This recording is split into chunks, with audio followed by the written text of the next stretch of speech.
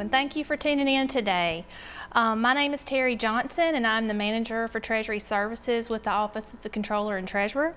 I'm glad you could join us today. The title of today's training is Treasury Services Basics, and it's intended to introduce our department, inform you of the services we provide, and we'll also go over some of our most frequently asked questions.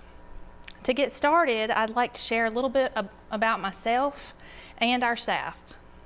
I hold a Bachelor of Business Administration and a Master of Science in Instructional Technology, both from Mississippi State University. I was in banking for 7 years prior to my career at MSU. Most of that time I spent serving as Corporate Electronic Funds Transfer Services Manager at Cadence Bank. I then joined the Controller's Office here at MSU in September of 2008. Our department is located on the 3rd floor of MacArthur Hall.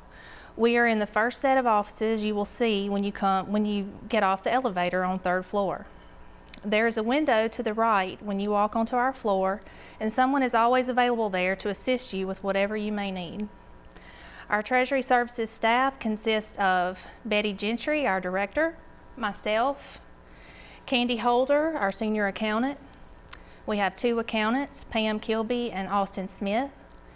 Our Treasury Services assistant is Leanne Cooksey, and Rebecca Stokes serves as our student worker. When people ask me what do I do, my short answer is usually that my department is responsible for making sure everyone gets paid. This is partially correct, but the truth is Treasury Services is the last stop in a line of processes performed by a lot of you guys out in the departments. After the payment requests have been keyed into Banner, approved and completed, we are the ones who send the money out the door into the employees' and students' bank accounts. Let's take a look at some of the other services provided by Treasury Services.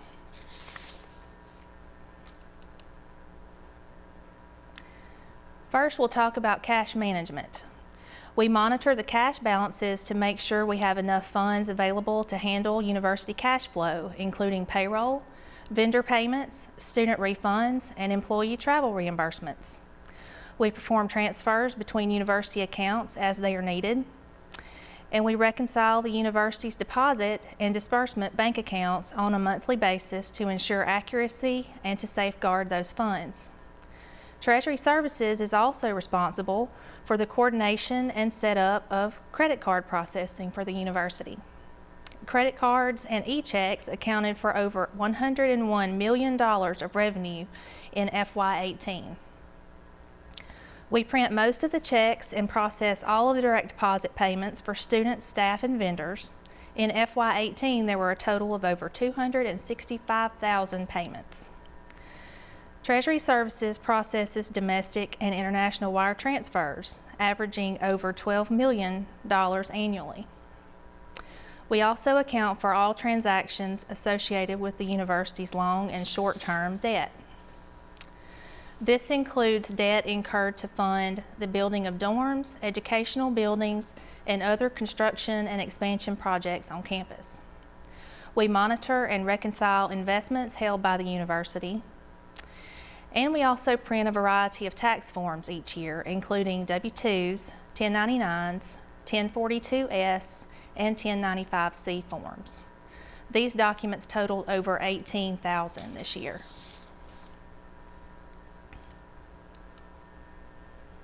I've chosen a few learning objectives to focus on today that I hope will be useful tools for you and help clarify some of those questions that we receive most often in our department. First, I'd like to provide an overview of credit card processing. I'd like to also go over electronic payments. We'll talk about lost, unused, and stolen MSU checks and the procedures for handling those. And I'd like to review the payroll and accounts payable direct deposit enrollment options available. You are likely already aware that credit cards are accepted at many locations on campus, but a lot of people don't know that Treasury Services is the department that coordinates the setup of that function. There are currently approximately 110 locations on campus that accept credit cards. This includes both online and physical locations.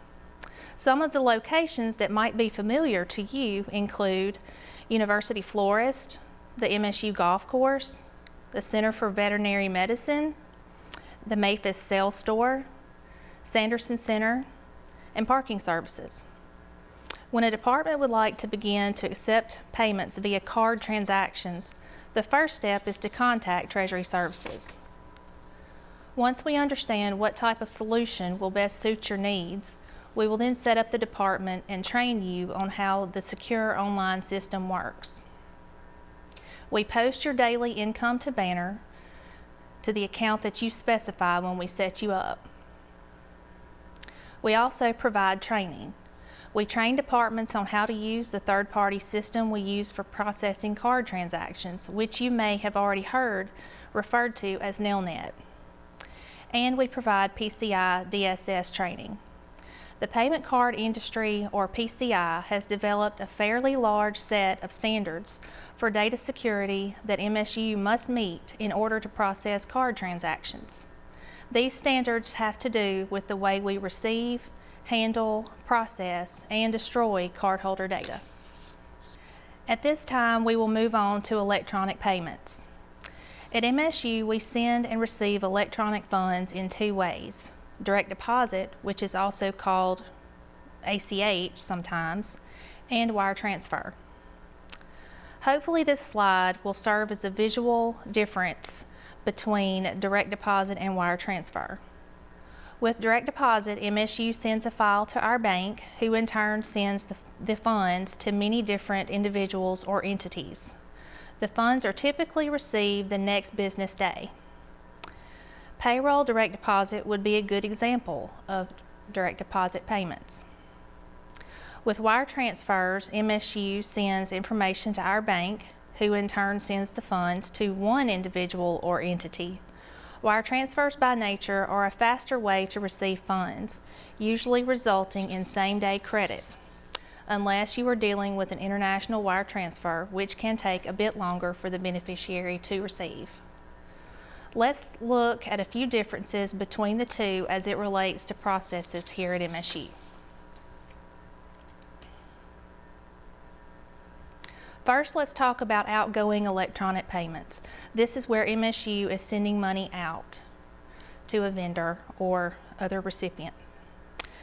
Direct deposit is MSU's preferred method of payment.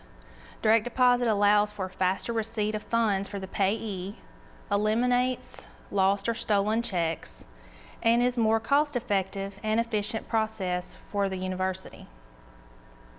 When a direct pay is keyed, it will result in a direct deposit if banking information for the vendor exists in Banner. The next slide shows an example of the screen that you may use in Banner to determine whether or not this is the case. As you will see, the Banner screen is FAIINVE. If the direct deposit status field reads yes, as you can see where the arrow is pointing, then direct deposit information exists for the vendor in Banner. Once the payment is completed and approved, it is sent to the bank, and the receiver typically will have that money in their bank account the next business day. If the direct deposit status field reads no, then no direct deposit banking information exists for this vendor in Banner. So when the payment is completed and approved, a check will be processed and mailed.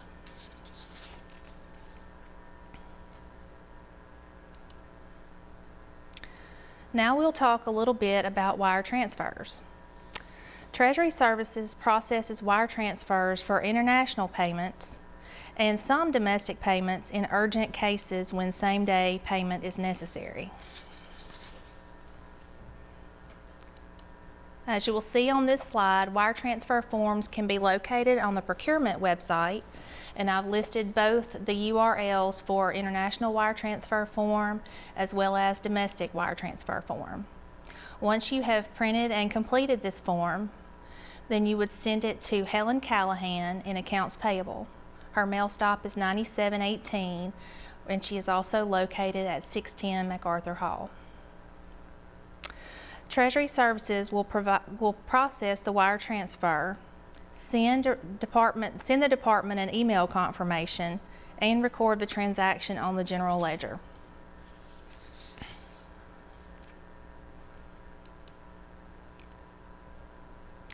Now we'll talk a little bit about incoming electronic payments. MSU deals daily with a very large volume of incoming funds, and we ask the senders include as many descriptive details as possible. This will help us identify the payments and make sure they get routed to the correct department for posting to the general ledger. The sender should include as much information as possible to identify the payment.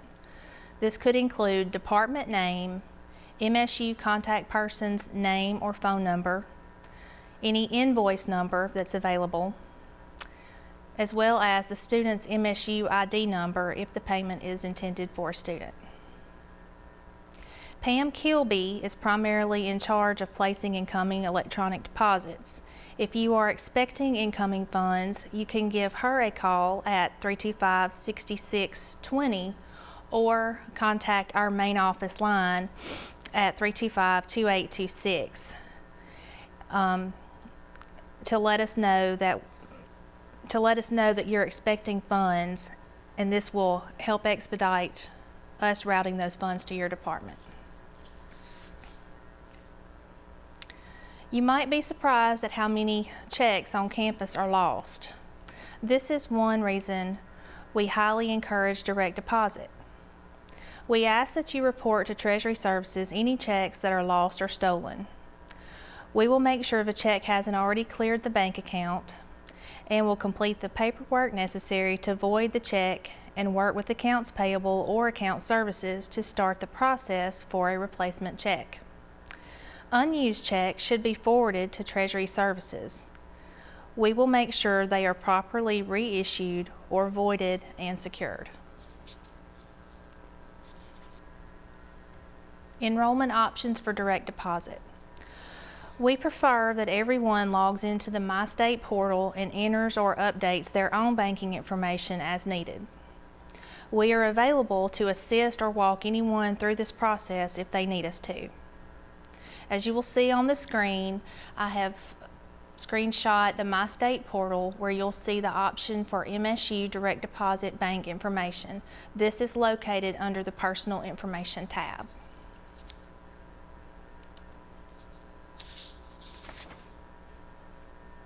You will also see two sections. One is listed as payroll, the other is listed as student account/travel. If no account is listed, the option will read Create, the options that are circled on the screen that say Update or Deactivate currently. After clicking Create, you will then be asked to verify your Social Security number and your date of birth. If an account already has been entered and you click Update, you'll be asked to enter the account number that already exists in the system in order to update it and enter new account information. This is a safeguard that was put into place to prevent someone else from logging in and changing your banking information. The Social Security number must be entered with no dashes, and the date of birth must be entered as 2-digit month / 2-digit year, 2-digit date / 4-digit year.